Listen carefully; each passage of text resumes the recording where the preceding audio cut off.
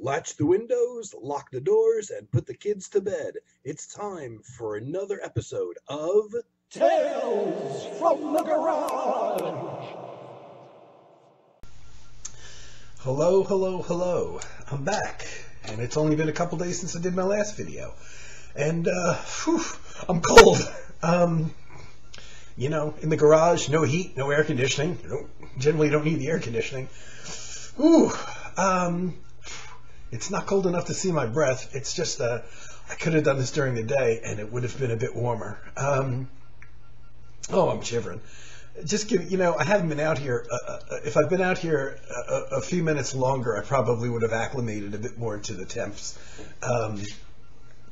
But I just, how I say, I'm pretty unprepared for a video. But this one is like even less prepared, if that's possible, than my others. I literally just came out here, turned on the computer, and started recording. I didn't gather up any records to show or anything. I talked about Don and Dave Grusin a couple videos back, and I've still been listening to their stuff, and mainly in the car. We were just listening to some of those old Don Grusin albums at home. Believe it or not, been listening to the System 7, the Steve Hillage techno stuff, because I pulled all those CDs out, and even bought a couple of their older albums recently. There's not a lot to say about them. There's a lot of sameness between the albums, but some of the albums are naturally slightly better than others, but it's kind of a formula. But for whatever reason, I got interested in catching that era of Steve Hillage's music. I'm cold. Usually when I do a video, I'm out here for a good amount of time, a half hour, sometimes more, before I actually film. And when it's cold, I get used to the temperatures. Tonight, I just decided, I don't think the upstairs neighbors, who are pretty much the only people that would be able to ever hear me at all, I don't think they're home tonight. I haven't heard any walking around or anything. I don't like filming during the day. I've talked about that before, so I'm here. It's about 10 p.m. my time, 10 o'clock in the evening, which is a time that I like to record and talk about music. But like I said, I literally came out here and just turned on the computer and started the camera going here within a few minutes of being out here. So I haven't quite got used to how cold it is here yet. So with no content, with nothing to specifically show or talk about, I thought the one thing I would do, which I want to do on a semi-regular basis anyway, is just do vinyl pulls and randomly select albums from my collection. And right around the time, just after I did my last video, I actually brought a random batch of vinyl out here and filled in a gap back there that I had. So that whole shelf is full now of more vinyl albums than I had before out there to choose from. And hopefully I won't keep picking out just Klaus Schulze and ECM albums. Though I'm thinking that that batch that I pulled out there, that I just brought out there, there's probably a lot of ECM albums in there. I'm cold. So, I'm going to continue to do the Tales from the Garage as long as possible, and then I'll be inside. It looks like it's coming to an end, because certainly by January it's definitely going to be too cold, and we only got, maybe 3 weeks. About 3 weeks till December's over, and I'm thinking, by the end of December it's going to be way too cold. So I'll be filming videos inside, other rooms in the house that have heat. But I won't be able to do any kind of vinyl pulls. Everything else I could do there, but all the vinyl I have is on the floor and not set up so that I could kind of do a random selection where I can't tell what I'm picking. I have the spines facing in the other direction, so I can't, when I do a vinyl pull there, I can't see what I'm pulling intentionally. So, this is probably my first video of only vinyl pulls. So I'm going to keep this one under, I promised to keep this one under 10 and a half hours. So I'm just going to select something.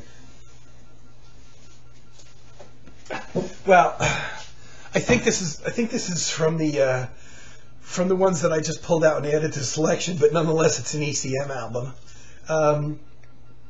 The late great John Abercrombie, whose death I still have not gotten over. I still have not I still have not properly been able to process his passing. And this is one I bought. This is an album called Night, and I bought this as a new release. It was recorded in April '84, probably came out in late '84, and probably very late in '84. I want to say maybe like December. So there was a time, it was around this time, that I was heavily into ECM, and I was buying a lot of new releases. And at that time, I had timed their releases based on the recording date, because they always listed what month an album was recorded. And it seemed to take 8 months from the time an album was recorded till the time it hit the shelves, at least here in America. And that was something that stayed true for several years. It's not the case anymore.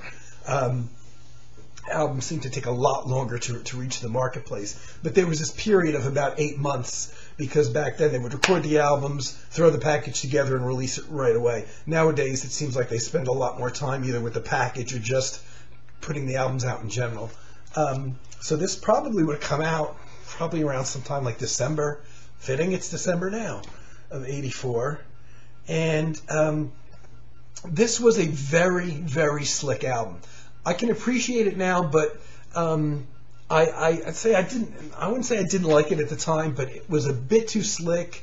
And this is, to my mind, I'm thinking probably Night was probably the most commercial album he ever made, as a leader, certainly. It starts off with Ether Reggae, which is John Abercrombie playing a very electric reggae tune. Now, this has no bassist on here. It's Jan Hammer on keyboards and Jack DeJohnette on drums and Mike Brecker on saxophone. So this was a little bit of kind of a regrouping to look back maybe on the Timeless album, which was considered a classic and John Abercrombie's first solo album, also on ECM from, what is that, '74, I want to say.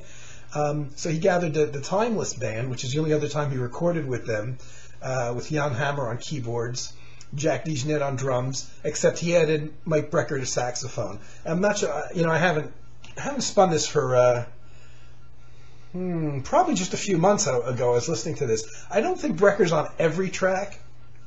There's only 6 tracks on here. It's a relatively short album, right around 40 minutes. But Ether Reggae is a very commercial song. It's the one track on here that wasn't written by John Abercrombie. It's a Jan Hammer composition. But this album doesn't really recall the Timeless album at all.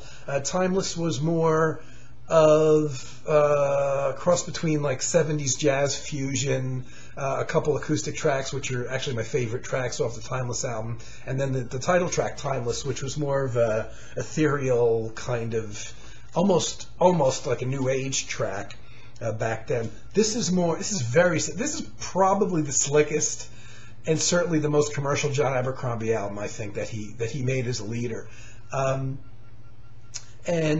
at first I was kind of disappointed, because I was, always, and continue to always kind of hope that he would do more albums like Characters or Sargasso Sea, or with in a band context, like his first quartet with Richie Byrock on piano, that kind of more pretty but quiet impressionistic music. And this sounded very commercial to me. And his next album was also a very slick, very electric sounding album, but had that same slick electronic, very, I don't want to say 80s digital, but that kind of is in the mix there. And John did play a lot of guitar synthesizer at that time, which I liked. I liked the colors that he used on the guitar synthesizer. So I don't blame the commercial bent of the recording on the fact that he was using a guitar synthesizer. I just think it's he was looking at a almost maybe like a more modern sound at that time, or maybe more modern fusion sound or something. He only did it for a couple albums. This album and maybe the follow-up, was it Going There, I think is the title of it. Then he started, he dropped the guitar synthesizer. I don't think that's what the problem was. I thought it was a mindset maybe at the time to maybe make slightly more commercial recordings or slick recordings. This is something that would probably appeal to fans of the very electric era of something like Steps Ahead that was going on at the time, which Mike Brecker was a part of as well. After the first Steps Ahead album, which was mainly acoustic, they got more electronic and a little more fusion-y and very, very slick, and dropped the acoustic bass for electric bass and stuff like that. And I think this might appeal more to maybe to fans of the Steps Ahead, the more electric era, even when Mike Brecker was still in the band. Okay, so I'm going to do another vinyl pull, because I do have to keep this under 10.5 hours, because people have complained that they have trouble watching a 10.5 hour video, if you can imagine such a thing. I shouldn't have done this. I should not have pulled another selection from the same area.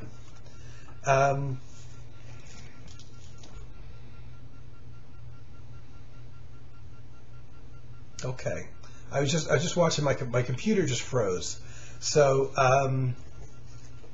I think there may be some freezing action or something going on, and the video may be what's known in the technical world as funky. So I don't know what's going on with the video. This computer has generally not had too many problems recording videos, but I just saw the screen freeze, so I don't know. My voice may be speeding up, slowing down, whatever. So anyway, I pulled probably too close to the last pull, and I pulled another John Abercrombie album, M, which this is an album I love. This is an album that I thought was never going to see the light of day on CD, and it just did within the last couple of years. There were 3 albums that John Abercrombie made with a quartet, with Richie Byrock, which I was just talking about, on piano, George Mraz on upright bass, and Peter Donald on drums. Peter Donald actually quit the music business, I read, and I think he became a teacher. I want to say history teacher, which is probably why I haven't seen his name pop up. George Mraz continued to play music, as Richie Byrock does. But this is John's first really working band. His previous solo albums were bands that gatherings of musicians, really, that he had just put together to record that album and not necessarily tour with. This was the first band that he had, which lasted for 3 years in the late, around 78 to sometime around in the early 80s, around 81 or so. Recorded 3 albums, all of which I love and are excellent, and one of which initially just got released in Japan on CD from 1978, and that was really an expensive import that my buddy Carm bought me a copy of when that came out, which was really nice. And subsequently, though, ECM finally, a couple years ago, released a box set with all 3 recordings of this band. No personnel changes. The quartet stayed the same throughout the 3 album history of about 3 years or so, the 3 or 4 years. This was their last one? I want to say this is the last one, recorded November 1980, which I bought as a new release. It would have come out in 81, probably like mid 81 in the summertime. And great. This is a great album. I can't pick all 3 albums with the quartet are so good that I can't pick a favorite. For years I thought this was my favorite, and I started listening to the other 2, and I'm like, well, no. They have one just called Abercrombie Quartet, the previous album, recorded in '79, which a lot of times I think might be my favorite as well. But then there's the first one in '78, which is the quietest and most impressionistic of the batch, which I love, and the most low key certainly, but really pretty. So it's really hard to pick. And on these albums, John Abercrombie wrote about half the tunes, with Richie Byrock, the pianist, just plays acoustic piano, writing the other half of the tunes. This is the only album that had a piece also written by bassist George Mraz. The last piece on here called Pebbles. And it's a track I really love, and I wish, after hearing it, that George, that the quartet had stayed together longer and George contributed more writing. It's almost a minimalistic, pattern-based song that very much fits the vibe of what the band does, but is in a slightly different direction compositionally, maybe, than the tracks that John Abercrombie and Richie Bayrock wrote. So it makes me wish that Mraz had done more composing and that the band had stayed together longer. This was a great album. I'm so glad they finally released it on CD, because the introduction to the first track on side one, called Boat Song, is very, very quiet. And, the vinyl's worn. And, the place, at least for my records, where the worn vinyl is mostly heard with the little pops and things like that, is always at the beginning of each side. And, of course, this would be the most quietest thing on the entire album. And so I was so thrilled when it finally came out on CD that I could hear that. It's a couple minutes of really quiet, little electric guitar, kind of experimental noodling thing going on.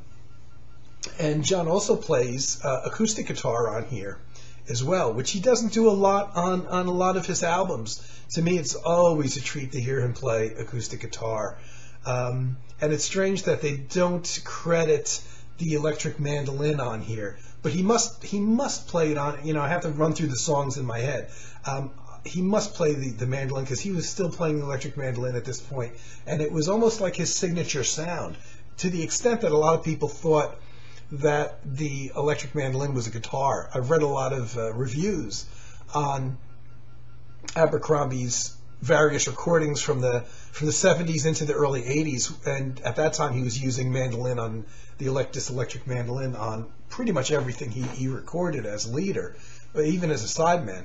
And a lot of people in reviews mentioning themes or little improvisations or something like that are played on the mandolin, and they're identifying them as playing on guitar, but they're not. They're actually played on mandolin.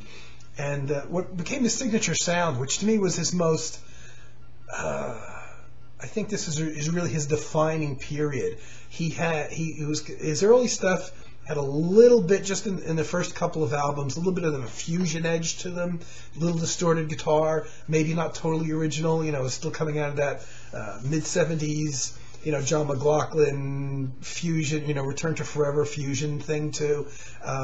But to me, as soon as he dropped the distortion, he really developed an interesting, unique sound, and part of on the guitar using a very clean tone. But part of that sound, or a big part of that sound, was how much he overdubbed, especially the electric mandolin. And his main thing is if he was playing the main melody of a track, which he usually did on the guitar, he would overdub the mandolin, kind of doubling the melody or playing harmonies with the melody. So a lot or most of the time, when you hear the melody of a track, you hear it played on guitar, but you hear this other thing that sounds also like a guitar played on the higher end, doubling the melody. And it's actually his mandolin, his electric mandolin. And that really became a defining sound for him. And I think this was a period when he was most defined by his sound, which I loved. And oddly enough, when he got into guitar synthesizers, I was sad to see him drop the mandolin, which was strange. And then he dropped the guitar synthesizers, and his guitar tone changed after that. And it wasn't as original, I don't think, and I didn't care for his tone as much. I still liked his albums and his playing. But oddly enough, when he dropped the guitar synthesizer, he did not go back to playing the mandolin. That may have been a practical reason, because I know he had a house fire, and it was probably somewhere around that time, possibly when he was still using the guitar synthesizer, and he lost all his instruments in a house fire, and I believe that included the electric mandolin, because he never played it again. I never heard him play electric mandolin again. And after that period, going into, I want to say the late 80s, early 90s, all I ever saw him play was electric guitar. And there's many photos of him playing guitar, and it seems like he didn't even settle on a specific electric guitar. It seems like he was trying out a lot of electric guitars and kind of changing his sound a little bit, or quite a bit, actually. So for me, this period of the mid '70s to the mid '80s was his prime period, but especially when he was using the mandolin. Let me just pick another one.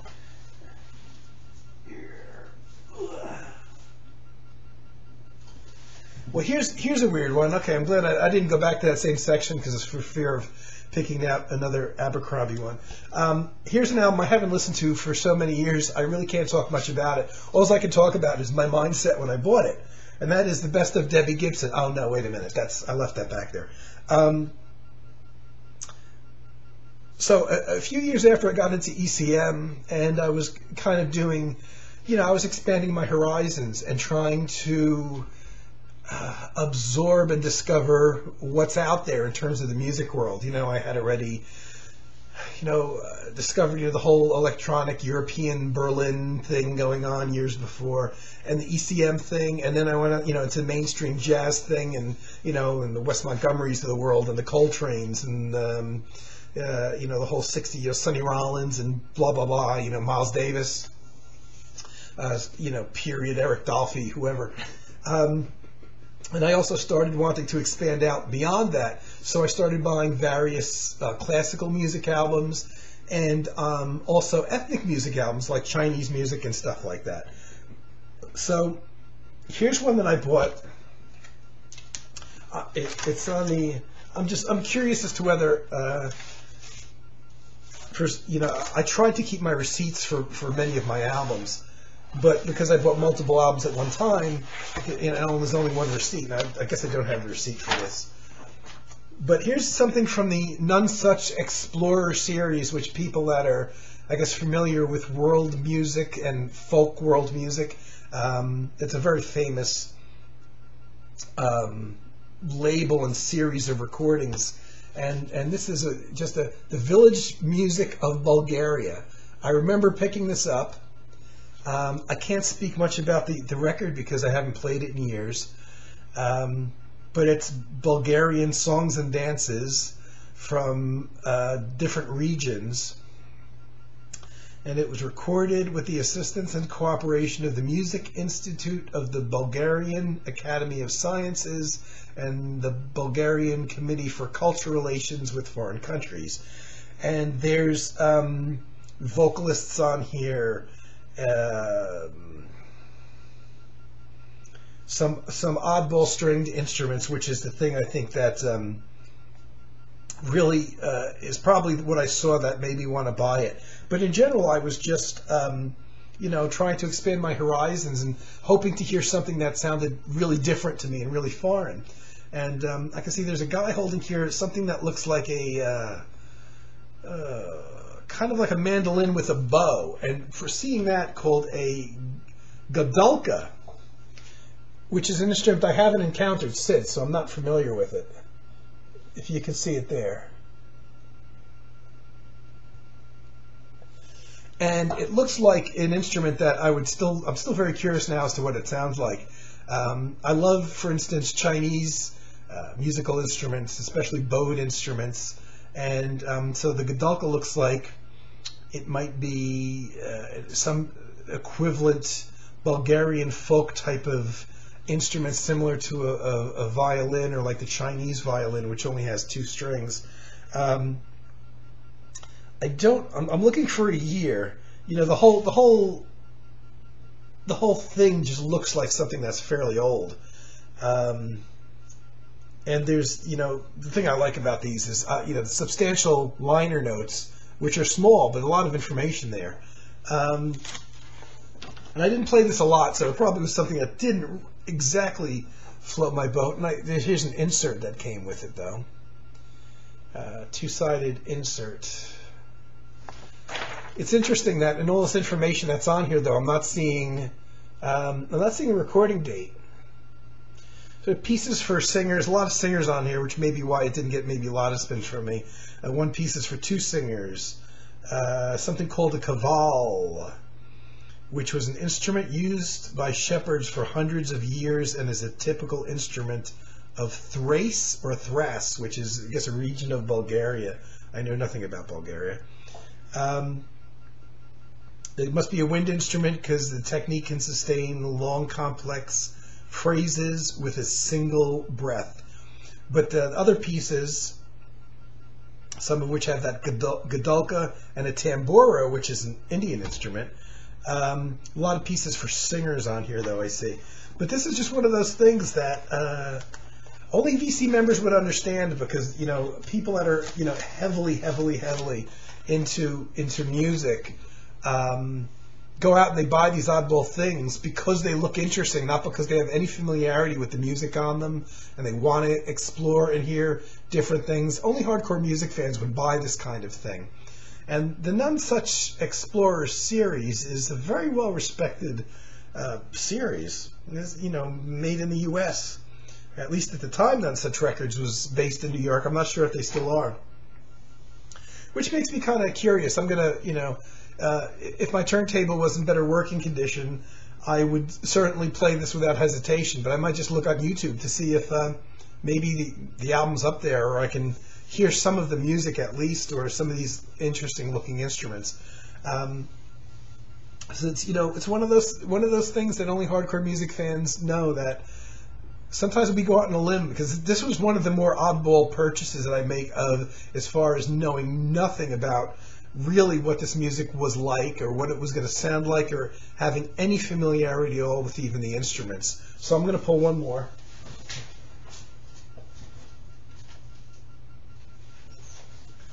Well, wouldn't you know it, another ECM. How many ECMs did I pick? 1, 2. Okay, out of 4 albums, I got 3 ECMs. I want to say Carm, somebody brought this up recently. I think. I remember somebody doing a video on Gary Peacock, the bassist, who thankfully is still with us and still recording and has a recent new album out. Here's one of his ECM albums. What a surprise. Recorded in February 77, so it would have come out late in 77. And an album called Tales of Another. And yeah, I'm pretty sure Carm showed this, because I remember us having conversations about Gary Peacock with the mustache, which I don't think he had for very long. I don't recall seeing a lot of pictures of Gary Peacock with the mustache, and he looks like a tough guy, like you wouldn't want to meet in a dark alley somewhere when he had the mustache. And strangely, without the mustache, he doesn't look at all that imposing. But an interesting album, because if you're familiar with the Standards trio of Keith Jarrett and Jack DeJohnette on drums and Gary Peacock on bass, that's been an ongoing thing for decades now, pretty much since the early 80s. This was the first time that these 3 guys got together to record an album.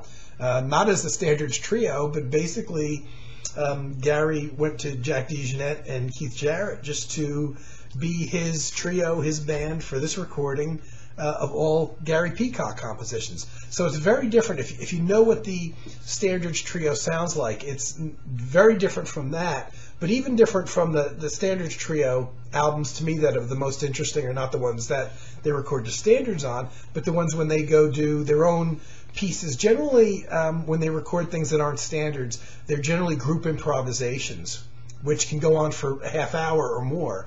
And I find those interesting, even if they're not entirely successful all the time. And, you know, this is maybe closer to those group improvisations, but even different from that. So even with these same 3 musicians, you've got quite a different thing going on, because there's 6 tracks on here. All of them are compositions by Gary Peacock, and they're all in the standard jazz mode, where there's a theme and then there's improvisations going on after that.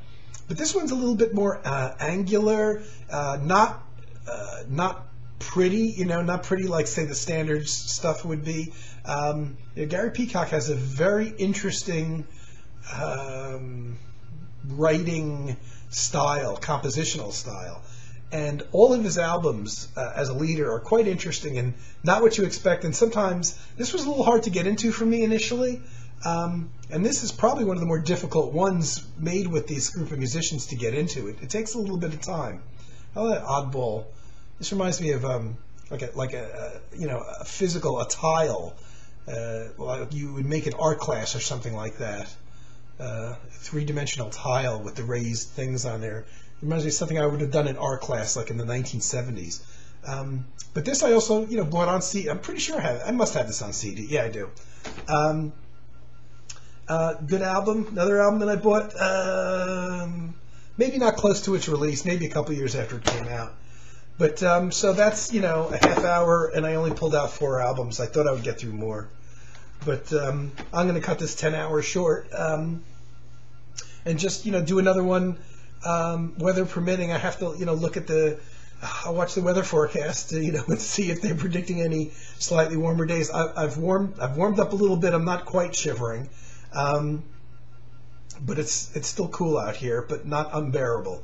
So I'll unless the temperature really dips here, I definitely should be back and do more and do hopefully even shorter one where I can get some more vinyl pulls, and maybe not everything will be ECM. Maybe I don't know if I should actually go into that collection and just purge some ECM out of there. I don't know if I want to do that. And put in other oddball things kind of at random, but I don't know. And for now I'm going to leave it. I'll leave it for this season, and then when we'll see what happens when I have to leave here and wait for the warmer weather to come back in. I'm going to have a lapse of a couple months there, at least when I can't do videos out here. So hope everybody's doing well. Thanks for watching my videos. I appreciate it, and I'll be back soon.